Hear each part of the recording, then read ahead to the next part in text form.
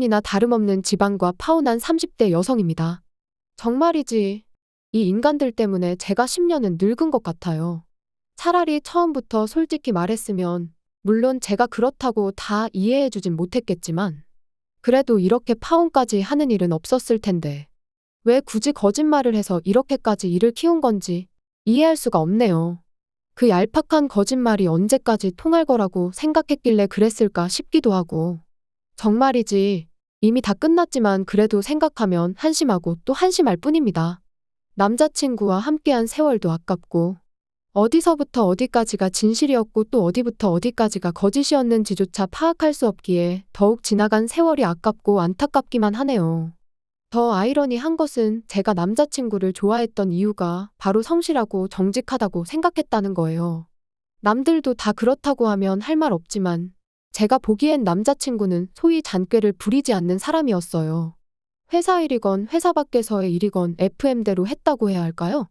그래서 때로는 융통성이 없어도 너무 없다 싶어서 답답한 적도 있었을 정도죠. 하지만 그래도 그런 성격 덕분인지 돈도 1억이나 모았다고 했고, 참고로 저도 모아둔 돈이 1억 정도 있었지만 저는 저보다 남자친구가 그렇게 모은 게 더 대단하다고 생각했어요. 남자친구는 군대도 다녀왔고 이런저런 이유로 저보다 사회생활을 늦게 시작했거든요. 그리고 사실 남자들은 취업하고 나면 술자리부터 시작해서 이런저런 유혹이 많다잖아요. 그런데 그런 유혹에 하나도 흔들리지 않고 착실히 모아온 돈이라고 생각하니 한마디로 남편감으로 딱이다 싶었죠. 그래서 그렇게 결혼 준비를 시작한 건데, 이미 파혼은 했습니다만 그래도 그때를 다시 떠올리니 머리가 아프고 여러 가지로 심란하네요. 사실 결혼 이야기가 나오기 시작한 이후로 대부분의 일들은 제가 생각한 것보다도 훨씬 말 그대로 술술 진행됐어요. 그런데 지금 돌이켜 생각해보면 상견례 때부터 문제였나 싶기도 합니다. 저희 본가하고 남자친구 본가하고 거리가 제법 있었어요. 그래서 제가 강남이면 두 집 간의 중간쯤 될 것 같아 그쪽으로 잡으려고 했거든요. 그런데 남자친구 부모님께서 한 집만 움직이면 되지 뭐하러 두 집이 다 움직이냐면서 저희 집 근처로 장소를 정하라고 하시더라고요. 그래서 저는 그저 남자친구 부모님이 합리적이시고 배려심이 많으신 분들인가 보다고만 생각했습니다. 실제로 남자친구도 저뿐만 아니라 주변 사람들을 잘 챙기는 사람이었거든요. 그뿐만이 아니었습니다. 그렇게 저희 집 근처 한정식집에서 상견례를 하게 되었는데 남자친구 부모님께선 좋은 일 때문에 만난 자리니 좋은 얘기만 하자셨어요. 그러면서 결혼 비용 같은 문제는 애들을 통해서 이야기하자고, 애들 의견도 중요하지 않겠냐면서요. 그런데 생각해보면 거기서부터가 문제였습니다. 그냥 좋은 게 좋은 거라고 껄끄러운 이야기는 이리저리 피하다 보니 할 이야기도 제대로 못한 게 화근이 된 거죠. 그렇게 상견례 자리를 가진 게 작년 가을이었어요. 그리고 저는 그때만 하더라도 그러면 늦어도 올해 봄에는 결혼하겠구나 생각했는데, 결론부터 말하자면 일이 꼬여도 단단히 꼬여버렸네요. 집 때문에요. 남자친구가 모은 돈 1억, 거기다 제가 모은 돈 1억. 게다가 둘 다 회사 근처에서 자취를 하고 있었으니 보증금까지 더하면 저희한테는 2억 7천 정도의 돈이 있는 상황이었습니다. 그리고 저는 이 정도 돈이면 여기에 대출만 좀 더 받으면 매매까지는 아니어도 서울 어디 전세는 들어갈 수 있지 않을까 싶었죠. 그런데 남자친구 생각은 달랐어요. 어쨌든 결혼하면 한 1, 2년 뒤에는 애도 낳을 거고 그러면 차가 필요하지 않겠냐며 자기가 모아둔 돈으로 차를 사고 나머지 돈에다 대출을 받아서 집을 장만하자. 그렇게 얘기하더라고요. 그리고 그것도 영 틀린 말은 아니다 싶었던 게, 알아보니까 차를 할부로 사면 그 이자도 만만치가 않은 거예요. 그래서 이래저래 전세 대출을 좀 더 받는 편이 낫겠다 싶었죠. 그런데 황당하게도 남자친구는 그런 이야기를 한두 차례 나누자마자 저와는 상의 한마디 없이 차를 샀습니다. 저는 비록 얘기가 그렇게 되긴 했어도 그게 지금 당장을 의미한다고는 생각지 못했는데요. 게다가 더 저를 어이없게 한 건 차를 샀다면서도 2달이 지나도록 출고가 늦어지고 있다 옵션을 바꿨다. 정말이지 온갖 핑계만 대면서 차를 보여주질 않더라고요. 그래서 결국 기다리다 못한 제가, 아니 무슨 외제차도 아닌데 그렇게 오래 걸리냐고 딜러한테 같이 가자고 몰아붙였더니 그제서야 한다는 말이, 차를 어머님 아버님이 몰고 계시답니다. 당장 우리는 그 차가 없어도 되지만 자기 부모님은 연세도 있으시고 해서 그동안 대중교통 이용하는 것도 불편해 하셨고, 그래서 먼저 쓰시라고 드렸다나요? 기가 막혔죠. 남자친구 부모님께서 원래 운전을 하시던 분들이 아니거든요. 몇 년 전에 사고로 폐차하고 이후론 계속 없이 지내신 걸로 아는데, 게다가 정말 100번 양보해서 그래 부모님이 너무 불편해 보이셔서 드렸다고 치자고요. 그럼 상의는 둘째치고 저한테 말이라도 해줬어야 하는 거 아닌가요? 그런데 남자친구는 제가 보인 반응을 들먹이며 이럴 줄 알았답니다. 제가 이렇게 나올 줄 알아서 말을 안 한 거라고요. 그리고는 그래도 걱정 말라고 우리가 결혼하면 바로 차도 돌려받을 거다 그러는데 그 약속을 철석같이 믿은 제가 등신이었죠. 하나를 보면 열을 안다고 진작에 알아차렸어야 했는데 말이에요. 남자친구가 차를 사면서 2억 7천의 현금은 2억 가까이로 줄어들었습니다. 게다가 하루가 다르게 은행이 다른 이야기를 해대니 이건 뭐 집을 어떻게 해야 하나. 생각을 거듭할수록 해결책이 보이긴커녕 답답해질 뿐이었지요. 그런데 그렇게 골머리를 앓고 있던 무렵 남자친구 부모님이 남자친구를 통해 저를 집으로 초대하셨습니다. 할 이야기도 있고 하니 오라고요. 솔직히 차 사건이 있고 난 뒤 저도 그렇고 아마 남자친구 부모님도 그러셨는지 이따금씩 주고받던 연락도 소홀해지고 여러 가지로 좀 껄끄러워진 면이 없잖아 있었어요. 그런데 남자친구 부모님이 먼저 손을 내밀어 주셨다 생각하니 괜히 더 감사하고 죄송하고 그렇더라고요. 그래서 바로 그 주 주말에 남자친구와 함께 인사를 드리러 갔는데 전혀 예상치 못한 어머님 아버님 말씀에 정말 깜짝 놀랐습니다. 왜냐하면 어머님이 집 문제를 해결해 주시겠다 하셨으니까요. 남자친구 부모님께선 서울의 모 지역 아파트에서 거주하고 계셨는데 그 동네가 몇 년 전부터 재개발 얘기가 들려오며 집값이 들썩이고 있었어요.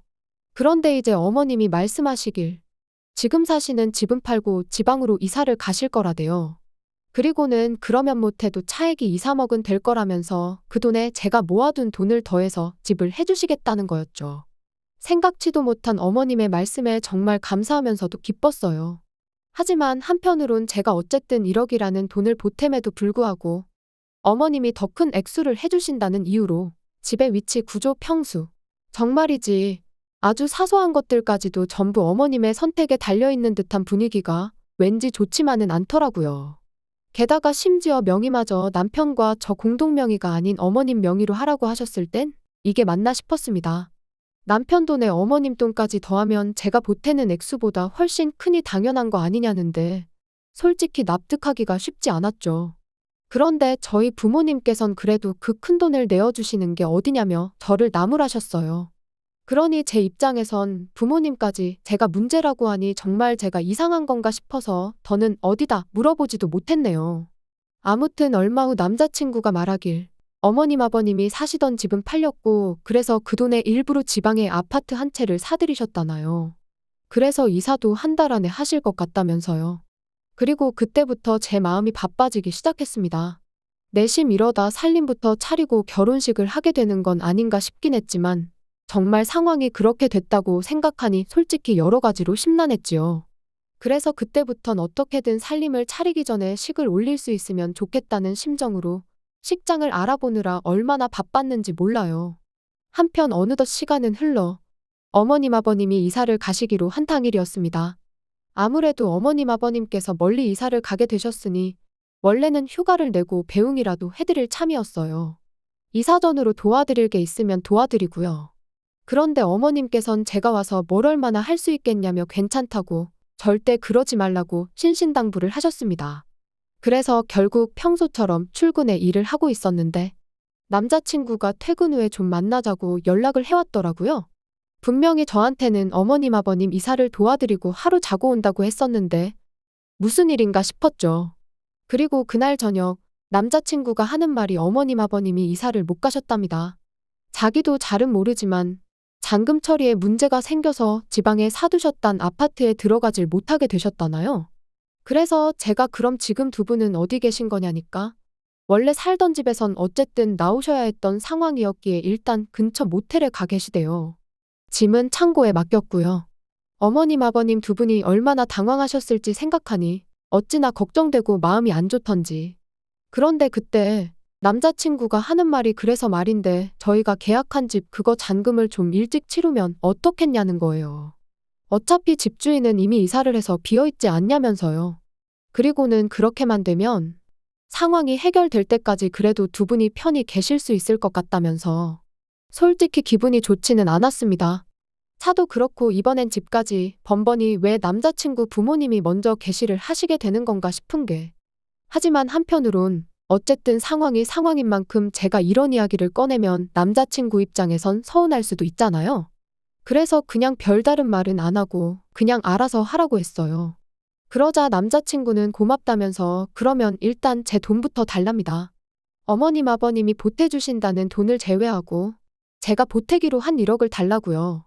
가뜩이나 기분도 안 좋은데 남자친구가 빚독촉하듯 내놓으라 하니 점점 짜증이 나기 시작했습니다.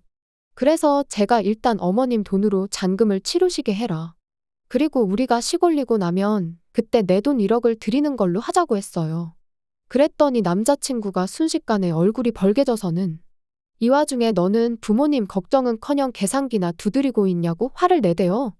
자기 어머니가 설마 제 돈을 떼어먹을까봐 그게 걱정이냐면서요. 황당했죠 뭐. 그런데 또 한편으론 어쨌든 자기 부모님이 공경에 처했다 생각하니 마음이 급해서 저러나 싶기도 하고.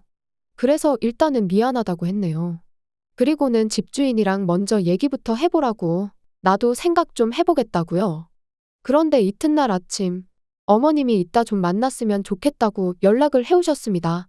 그리고 그렇게 약속한 카페로 나갔는데 어머님은 물론이고 아버님 그리고 남자친구까지 나와 있었어요.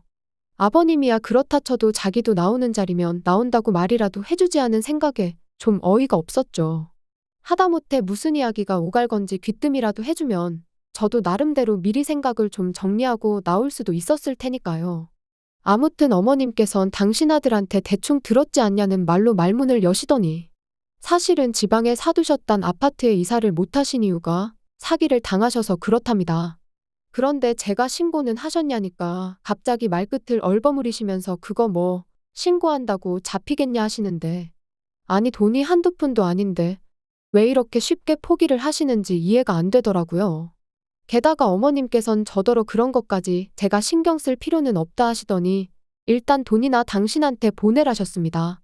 그러면 이제 잔금 치르고 당신들이 먼저 들어가 있으시겠다며 대신 뭐 혼수 같은 건 아무것도 해오지 말래요. 창고에 맡겨놓은 당신이 쓰던 가전제품으로 일단 안에 채우고 필요한 가구만 몇 개 사면 된다면서요.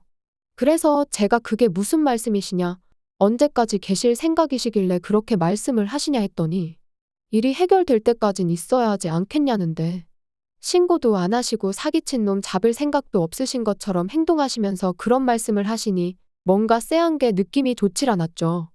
그래서 그럴 게 아니라 그럼 먼저 어머님 아버님 일부터 해결하자고 했어요. 그게 해결이 되는 대로 저희도 다시 결혼 준비를 하겠다고요. 그랬더니 이번엔 남자친구가 완전히 당황한 얼굴로 그게 무슨 소리냐입니다. 그건 그거고 이건 이거라며 그냥 원래 계획했던 대로 저는 돈 어머님께 보내드리고 일단 상황이 어느 정도 해결될 때까지는 한 집에서 같이 지내면 되는 간단한 문제라면서요. 결국 저는 할까 말까 고민하던 그 말을 입 밖으로 꺼냈습니다. 해결 안 되면 그럼 뭐 언제까지 같이 사는 거냐고요. 그러자 어머님께서 너는 내가 불편하니 난 네가 딸 같아서 하나도 안 불편한데 하고는 웃으시는데 이건 뭐 황당함을 넘어서 소름이 다 끼치더라니까요. 아무튼 결국 제가 생각을 좀 더 해봐야겠다 하며 일단 자리에서 먼저 일어났습니다.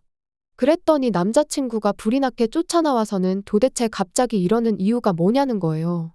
그리고는 어머님 아버님하고 같이 살면 솔직히 우리가 손해볼 일은 없지 않냐는데 역시나 한패였던 거지요. 남자친구는 솔직히 그렇게 큰돈을 보태주시는데 자기가 중간에서 누구 한쪽 편을 들고 그럴 수는 없다더니 까놓고 말해서 같이 살면 살림도 해주실 거고 나중에 아이 낳으면 아이도 봐주실 게 분명하다고. 그러니 따지고 보면 우리한테 훨씬 이득이라나요? 그래서 설마 싶어 한번 떠볼 생각이 하긴 그렇다면서 살짝 동의하는 듯 대답을 했더니 멍청한 인간이 완전히 걸려들어서는 역시 저라면 이해할 줄 알았답니다. 그래서 사실 자기가 자기 부모님한테 처음부터 그냥 사실대로 이야기하자고 했었는데 두 분이 하도 반대를 하셔서 어쩔 수 없이 연기를 좀 할 수밖에 없었다나요? 그리고는 이제 좀 살 것 같네 하는데 아주 부모고 자식이고 한 통속으로 똘똘 뭉쳐 나아나 속여 먹을 궁리만 했구나 생각하니 괘씸해서 견딜 수가 없었죠. 남자친구 면상에다 대고 진짜 소름 끼친다고 한마디 하고는 다시 카페로 들어갔습니다. 그랬더니 다행히 아직 어머님 아버님이 자리에 계시더라고요. 그래서 나이 드실 만큼 드셔놓고 그렇게 살지 마시라고 한마디 하곤 아드님하곤 헤어졌으니 그런 줄 아시라 했어요. 그리고 뭐 뒤도 안 돌아보고 도망치듯 카페를 빠져나와 곧장 택시 잡아 집에 왔는데 집에 오는 내내 정말 핸드폰에 불이라도 나는 줄 알았네요. 남자친구는 물론이고 어머님까지 아주 번갈아 가면서 얼마나 전화와 문자를 해대던지. 결국 두 사람 다 차단하고 이튿날 아침이 밝자마자 스드메며 이것저것 전부 다 취소해버렸어요. 계산해보니까 대충 한 200만 원 정도는 물게 된 것 같던데 인생을 배우는데 들어간 수업료다 생각하기로 했습니다. 이게 만약 결혼하고 나서였으면 영이 하나는 더 붙었을지도 모르는데 그에 비하면 싸게 배운 셈 치려고요. 정말 세상에 공짜는 없다는 걸 이런 식으로 배우게 될 줄은 몰랐는데 아무튼 정신 단단히 차리고 살겠습니다.